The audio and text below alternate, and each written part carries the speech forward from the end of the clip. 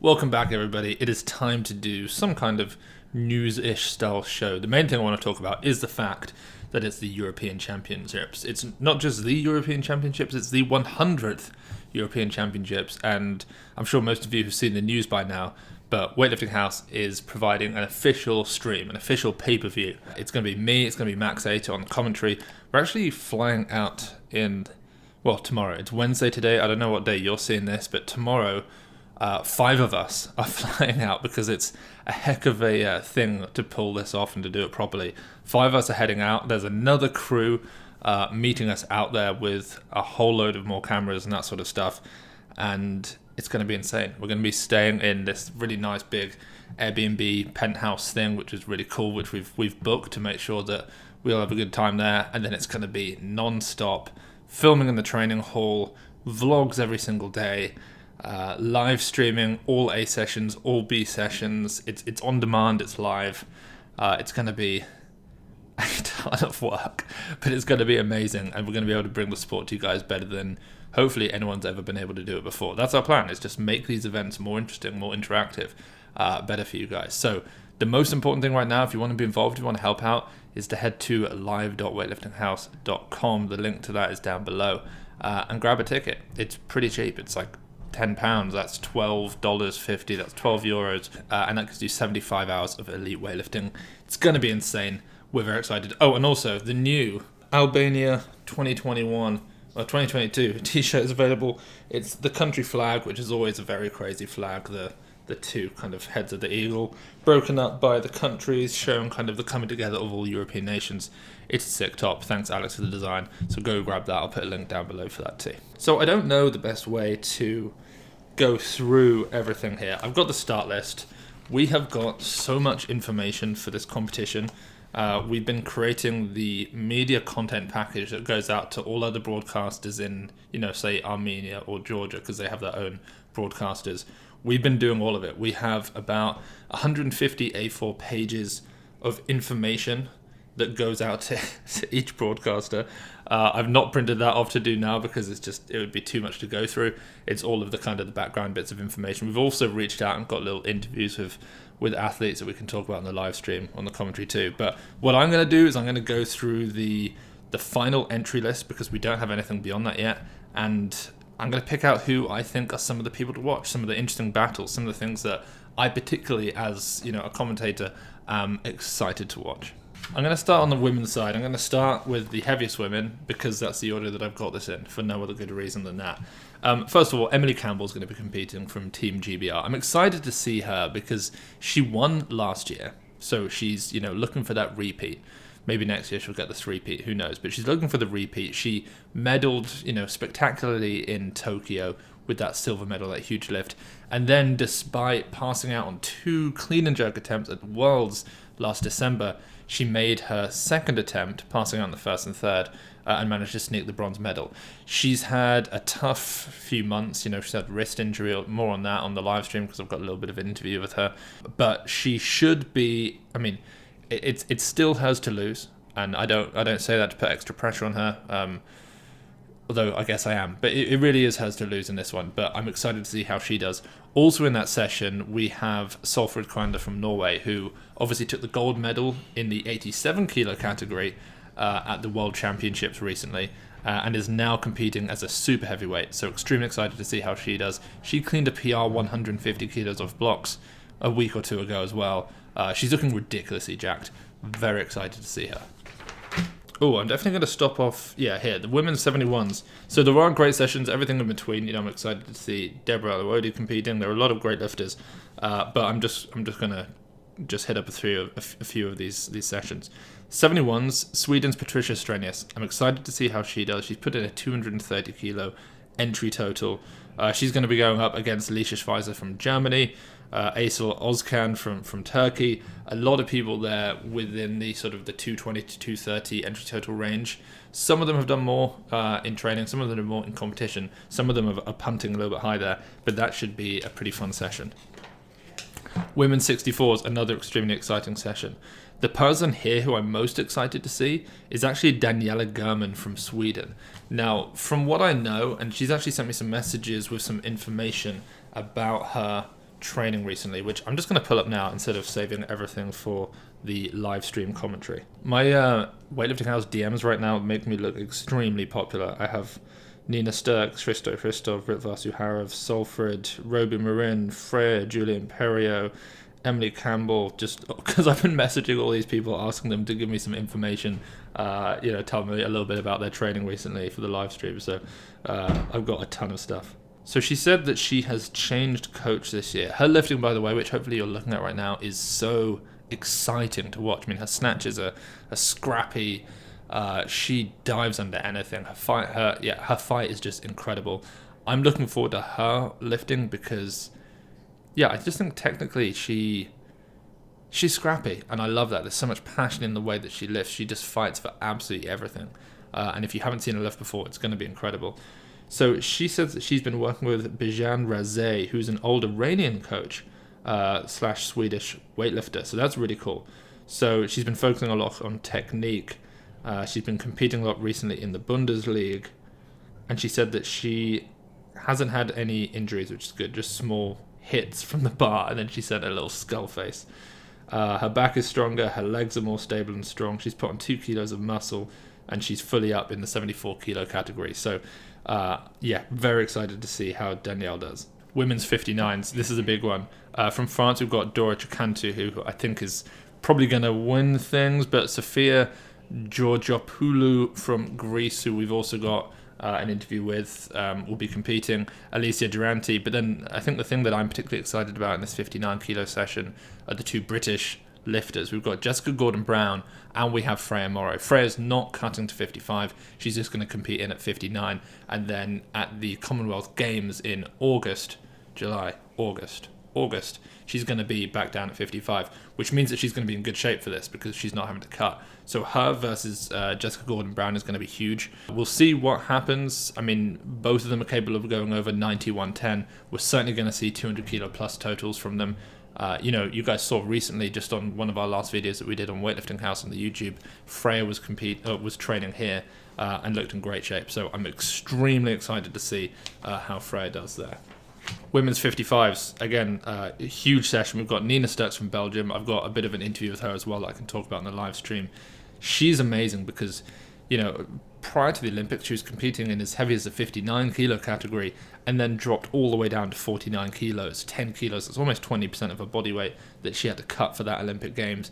She ended up going for 2 for 6. It was overwhelming. She cried on the platform, and just that passion that she brings, that kind of youthful energy, is going to be really cool to watch. So she's going to be competing up against guys women, I should say, like Jennifer Lombardo from Italy. We have Svetlana Samuliak from Ukraine. Should be a very fun session in the 55s. In the 49s, Julia Impero, I think, is probably the one to watch. She certainly is the one who is watched by more than anyone. She's got something like 110,000 followers on Instagram. It's kind of crazy. She's put in a 187 kilo entry total. She placed, I think it was 4th at last year's European Champs, but she was a junior. She has since won a bunch of junior competitions, junior Europeans, that sort of stuff, and is looking in great shape. So she's going to smash it. Noreen Ghulam, interestingly, put down here as a 49, going in at 55. So she's going to move from being, I guess, like the 6th ranked 49 to probably much lower down in the 55s, but it's just part of the game of not cutting. She's just training through this one for Commonwealth Champs. And then let's go on to the men's side once I've had a little bit of my coffee. And don't forget, guys, the pay-per-view with me and Max through Weightlifting House is available. £10, €12, $12.50, 75 hours of live weightlifting. It's also available on demand for those of you who can't watch it live, and will be available for several weeks after the event. It's going to be insane. Also, let me just chat frankly. So this is probably the most work we've ever put into anything, along with the weightlifting AI, because we've been putting so much work into both of them simultaneously. But our plan with this is not to stop here. The goal would eventually be to cover all continental competitions. So get the Asian Championships, which we are in communications about. That's going to be a tough one, but we might be able to do that. Pan Americans, and then ideally the World Championships. If this event goes well, and that's measured by the EWF or by the IWF in terms of the number of people who watch the pay-per-view, more so than it is how well we do, Although my number one priority by far is how well we do, which is why I'm putting so much time into getting all of the correct information, making it an exciting event. But yeah, if you are sort of on the fence, then please jump on because, or jump over the fence, maybe should be the phrase, because yeah, it will help us with future events, making sure that we can secure this sort of thing for Weightlifting House for the fans. Albania t-shirt is a link below as well. So let's go through the supers. One of the things that you might notice is there are 3 Armenians on the start list. We've got Gormanassian, second heaviest snatcher of all time, joint with Salimi and Krastev. We have Vrazdat Lalian, the junior European record holder in the snatch, 194, and the total 420. I can't remember what it is. Ignore that one, but he certainly has the record. But then also Simon Martirosyan, the 109 total world record holder. He's actually put in as a reserve, so he might turn up and train, but I'd be very surprised if he actually lifted. I'm excited here because we finally saw Lalian beat Gore at the World Champs. Gore wasn't in great shape. This will be an important one. I think Lalian's going to beat Gore for the silver. Obviously, Lasher's running away with the gold. But I think this could be the turning point for Armenian super heavyweights if Gore does do that. It would be a kind of changing of the guard moment. Lasher obviously is going to blow everybody out of the water. You will hopefully have seen the documentary by this point, one of the coolest things we've ever made. I've got a little bit of an interview with him as well for the live stream, which is going to be very cool. What's he going to do? Who knows? Is he going to hit 500? I don't know. Is he going to snatch a world record again? I don't know. We could see 227 in the snatch. A lot of people are talking about that. A lot of people are talking about the fact that he's going to hit 270. I really don't know. It's unlikely that he's going to not set a world record because in far more competitions than not, in fact, in something like 90% of his competitions, he sets a world record. So it's unlikely that he won't. What world record he's going to hit, I don't know. But we are going to cover it, and we are going to cover it live, and we are excited for it. So, yeah, pumped for that one. Enzo Kwarga as well, one of our boys from the Netherlands. Very excited to see how he does. He's been hitting big weights recently off blocks. 181 snatches, 230 off the blocks. I spoke to him the other day. He said he's looking for plus 180, plus 230. And I guess ideally he's looking for a medal. I mean, if he can beat one of the Armenians, then there's a very good shot that he's going to be in there with that bronze. Apologies for the sound of rain, by the way. We are building a studio downstairs, but for right now we have to put up with this. It's going to be sunny in Albania, so we won't have to worry about rain. In the 109s, most excited for the battle between Hristo Hristov and Hoza Bodin. Now, Hoza Bodin, for those of you who don't know, is a Ukrainian who just snatched that 195 junior world record earlier this month in Greece. He's going up against Hristo Hristov, who has also snatched 195. That's his best ever snatch. I asked him the other day, he told me. And that's the one that he hit in the training hall in Tokyo. So those guys going back and forth is going to be big. In the clean and jerk, who knows? But, they're both kind of around that 215-ish number. Oh, also big in this category, Team GB, we've got Jordan Sakas versus Andrew Griffiths. Now, Jordan has got the bigger clean and jerk. He's like a 189 clean and jerker. Andrew's got the bigger snatch. He's a 160 snatcher. Andrew did just clean 200, though. He's putting a lot of work in his jerk. Whether or not he can make that kind of jerk, I don't know. Jordan's certainly got the jerk on him, but that's going to be a great battle. They've both put in at 333, Jordan, 330 Andrew, so I can't wait for that. I really hope they make the A session because I want to do a big commentary session for them. I'm just waiting for this rain to pass. I'm really sorry. Kind of soothing. Nicely ambient. Okay, 96 is interesting because it's no longer an Olympic category. So people have spread to the 102s and the 89s. 89s will be amazing. And so we're left with a bit of a power vacuum. Romain Amadouchen from France is going to be there. Bartolomew Adamus from Poland. But here's an interesting stat for you. This is really interesting. The 96 kilo category at the World Championships, the top 6 finishers, none of them were from Europe. That's the only men's category that happened in. I worked that out this morning when I was running some stats for our commentary. That's kind of interesting. Because traditionally you'd get a lot of them in there. You'd have, back in the day, all of the Russians, but even more recently, you'd have Plesnoy in there at the very least. But obviously Plesnoy is now retired, he's moved to CrossFit. That's not a joke, that's the truth. So, there's a big vacuum in the 96s for Europe. Let's look at the 89s. This is where it gets really interesting. We have Carlos Nassar and Antonino Pizzolato. Now, I have a very funny story to tell you guys about Antonino Pizzolato. I asked him for some questions to talk about during the commentary. But previous to that, I'd messaged Carlos. And I'd messaged Carlos something in Bulgarian. I'd used a Google Translator. And then I didn't change it when I sent it to Antonino. I'll tell you more about that on the live stream because it's a longer, funny story. But I'm rebuilding my friendship with Antonino right now because of that. So this is going to be fun. Last year at the Europeans, both of them clean and jerk 206 kilos in the 81 kilo category, with Antonino Pizzolato having snatched a kilo more, so he ended up winning. Then Antonino went to the Olympics and, took a big shot at the gold medal, but didn't make it, but did still medal. He did fantastically.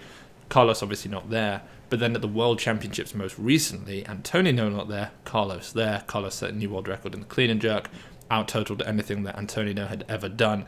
And so as they head towards this heavier 89 kilo category, which they both desperately need really for their bodies, their body types, their taller, slimmer type lifters, it's going to be the first time we've seen them compete against each other in a long time. My money is on Carlos. I think he's probably going to go 75-15,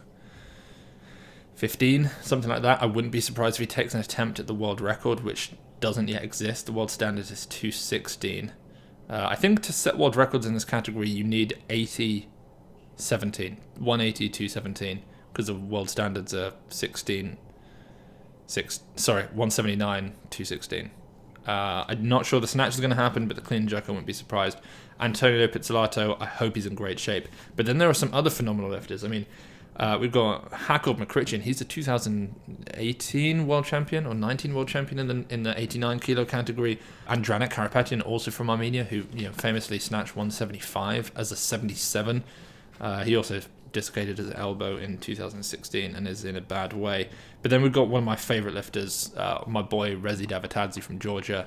It's about time he won something. He's not going to win this, but I just so desperately want to see him win a European Championships at some point. Come on, Rezi, you've got this. 81 is going to be big. The main battle here, realistically, is between Marin Robu from Moldova, who took the silver medal last year. No, he didn't. He took the bronze. No, he took the silver medal in the 73s. That's what it was. In the 73s. He's now up at 81. Obviously, we saw him at 81 at the World Championships. And he's going to be going up against the Bulgarian Bozidar Andreev. Or Andreev Bozidar. I need to work out which way around that is. Now, Andreev Bozidar has hit some huge training lifts in the past. We saw him as a 73 snatching 170 off blocks. That was over the world record. He's now bulked up to 81. These guys head to head. My money's certainly on Robu for the snatch. Stanky leg Robu in the snatch. I think he's going to take that. He's going to be looking at around, high 160s. Bozidar Andreev has the bigger clean and jerk, but Robu's been working on it. Spoke to Robu recently. He said he's been dealing with a bit of a wrist injury, I think it was. More on that in the commentary, but there's definitely going to be some exciting stuff going on there. Also, odds on Daniel Gadelli, the home favourite, bombing out.